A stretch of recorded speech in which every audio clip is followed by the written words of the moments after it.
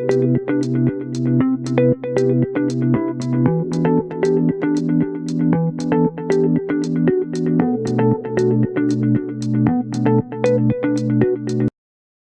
ုဝန်ဆောင်ချင်းဆိုတာကတော့တကယ်ကိုမျောလင့်ချက်တွေနဲ့ပြည့်နေတဲ့အချင်းပေါ့နော်ဒါပေမဲ့ဒီခီးလန်းလေးဘေးခင်းဖို့အတွက်ကတော့တိတ်တိတ်ချာချာတိထားရမယ့်အချက်လေးတွေရှိနေပါတယ်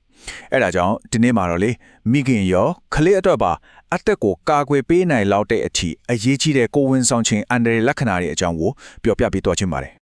်ဒီချက်လက်တွေကဘယ်ကာလာတလဲဆိုတာလန်နီတော့ကနေခြံထားတာဖြစ်ပါတယ်ဆိုတော့လေကျွန်တော်တို့ပြောမယ့်အကြောင်းအရာတွေကစီးချရတယ်တိကျတယ်ဆိုတာကိုတော့အာမခံနိုင်တာပေါ့ဒီစကားတော့တော်တော်လေးကိုစဉ်းစားစရာနော်ဆိုလိုတာကတခါတလေမှအရာအားလုံးအဆင်ပြေနေလို့ထင်ရရင်တော့နာကျင်မှုဘာမှမရှိရင်တော့ခနာကိုကအကူအညီတောင်းနေတာမျိုးထင်နေနိုင်တယ်ဆိုတဲ့သဘောပါအဲ့ဒါကြောင့်မလို့ခနာကိုကပေးလာတဲ့သတိပေးချက်တွေကိုဘလို့နားထောင်ရမလဲဘလို့သတိထားရမလဲဆိုတာသိထားဖို့ကအင်မတန်မှအရေးကြီးလာပါပြီကဲ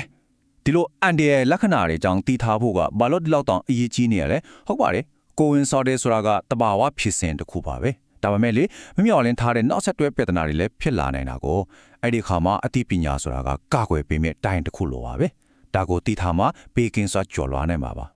ဒါကြောင့်ဒီအသိပညာလေးကကြောက်ဖို့မဟုတ်ဘူးနော်ကိုကာကွယ်နိုင်တဲ့စွမ်းအားတစ်ခုရလိုက်တာနဲ့တူတူပါပဲဒီလက္ခဏာလေးကိုသိထားခြင်းအားဖြင့်အသက်ကိုကယ်တယ်နိုင်တဲ့အထီးကြောင့်အစွမ်းထက်တဲ့ဆိုတာကိုအလေးနဲ့ထားပြီးပြောချင်ပါတယ်ကဲဒါဆိုရင်ပထမဆုံးအနေနဲ့ခန္ဓာကိုယ်ကနေပေးလာတဲ့အရေးပေါ်တနည်းပေးချက်တဲ့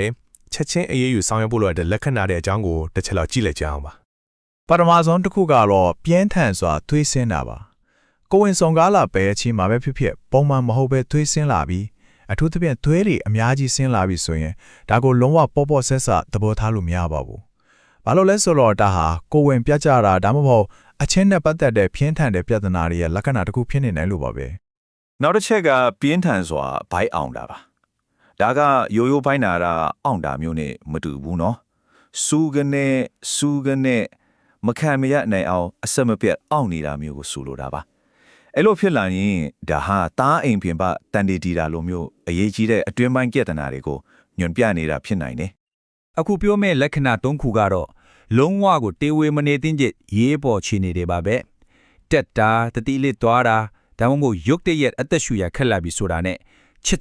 ်ချင်းကိုစေယုံစေခန်းအကူအညီရယူထုလိုအပ်ပါတယ်။ Okay အခုနပြောတော့တာတွေကတော့ချက်ချင်းအရေးယူရမယ့်လက္ခဏာတွေပေါ့။အခုဆက်ပြီးတော့တကိုယ်လုံးကိုတက်ရောက်နေပြီးနောက်ွယ်မှာတခြားကျမရဲ့ပြဿနာတစ်ခုခုရှိနေနိုင်တယ်ဆိုတာကိုညွှန်ပွားနေတဲ့ချက်ပြီးမှုတွေကိုကြည့်လိုက်ရအောင်ပါ။ဒီနေရာမှာတော့လက္ခဏာတွေနဲ့ဖြစ်နိုင်တဲ့အကြောင်းရင်းတွေကိုတွဲပြီးကြည့်အောင်။ဥပမာပြင်းပြင်းထန်ထန်ခေါင်းကိုက်တာမျက်စိတွေဝါလာတာမျက်နှာနဲ့လက်တွေပါဖောင်းပြီးရောင်ရမ်းလာတာမျိုးကတိတ်ကိုအန်ဒီများတဲ့ကိုယ်ဝင်အစိတ်တက်ချင်းရဲ့လက္ခဏာတွေဖြစ်နိုင်ပါတယ်။နောက်ပြီးဖျားမယ်ချောင်းတုံလာမယ်ဆိုရင်တော့ဒါဟာကလေးကိုပါထိခိုက်နိုင်တဲ့ပိုးဝင်ကူးစက်မှုတစ်ခုခုရဲ့လက္ခဏာဖြစ်နိုင်ခြေရှိတယ်။အစားတော့လုံးဝမဝင်နိုင်လောက်အောင်ပြင်းပြင်းထန်ထန်အန်ဒီရင်လဲခနာကုန်းမှာရဲနဲ့အာဟာရချို့တဲ့မှုတွေဖြစ်လာနိုင်ပါတယ်။နောက်ဆုံးတစ်ခုကတော့စီးသွားတိုင်းနာကျင်နေရင်လဲဒါဟာစီလန်ချောင်းပိုးဝင်တာဖြစ်နိုင်လို့တိကျကူးစက်မှုခံယူဖို့လိုပါနော်။ဒီမှာပြထားတဲ့ number 7ဒီကနန်းကဘာကိုဆိုလိုတာလဲဆိုတော့တန်တေသားလေးရဲ့လှုပ်ရှားမှုနဲ့သက်ဆိုင်ပါတယ်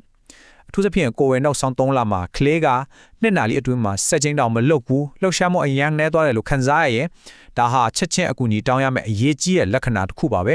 ဲလုံးဝမပေါ့စတင်ပါဘူး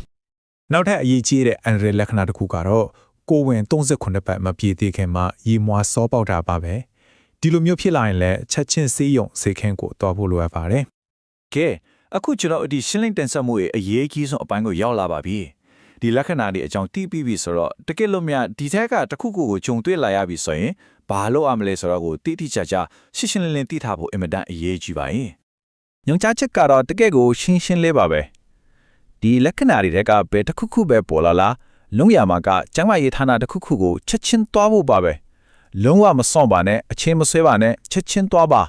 ါဘာလို့လဲဆိုတော့လေစောတီလေစောကူတောက်မှုခံယူနိုင်လေမိခင်နဲ့ခလဲဝတ်အန်ဒရကင်းနိုင်ကြီးပိုများလေဖြစ်လို့ပါပဲဒါဆိုရင်လောက်ဆောင်ရမယ့်အစည်းအဝေးကိုအစင်လေးစနဲ့လွယ်လွယ်ကူကူမှတ်သားလိုက်ရအောင်နော်နံပါတ်1ကလက္ခဏာတစ်ခုခုကိုတတိပြုမိဖို့နံပါတ်2ကကျမရေးဌာနကိုချက်ချင်းသွားဖို့နံပါတ်3ကလုံးဝအချိန်မဆွဲဖို့ပြီးတော့အရန်ကိုအရေးကြီးတဲ့နံပါတ်4ကတော့ဒီအသိပညာကိုကိုဝင်ဆောင်မိခင်တယောက်တည်းပဲတည်ထားလို့မရပါဘူးမိသားစုဝင်တွေအနီးကကူညီဆောင်ရှောက်ပေးမဲ့သူတွေကိုပါပြန်ပြီးမျှဝေပေးထားဖို့ပါပဲဒါမှအရေးကြုံလာတဲ့အခါအားလုံးကဘာလို့ရမယ်ဆိုတာသိပြီးအချိန်မီကူညီနိုင်မှာပေါ့ အဆုံးသက်အနေနဲ့မေးချင်တာကတော့ဒီအသိပညာကကိုဝင်ဆောင်မိခင်တယောက်တည်းတော့မဟုတ်ပါဘူးသူရဲ့ပတ်ဝန်းကျင်ကပါသိရှိနားလည်ပြီးအရေးကြုံလာရဲ့အခါကူညီဖို့အစဉ်သစ်ဖြစ်နေဖို့အရေးကြီးဆုံးပါပဲဆိုတော့ကိုဝင်ဆောင်မိခင်ကိုကူညီစောင့်ရှောက်ပေးမဲ့သူတွေကတော့အရေးကြုံလာရင်ဘယ်လိုလှုပ်ဆောင်ရမလဲဆိုတာကိုအစဉ်သင်ထားပြီလားဒီမေဝက်လေးကအသိပညာကနေတခြင်းအားလုံးပါဝင်တဲ့ဂလူးဆိုင်မှုအတိုင်းအဝင်တကူကိုဘယ်လိုဖန်တီးမလဲဆိုတာကိုစဉ်းစားစီချင်တာပါပဲ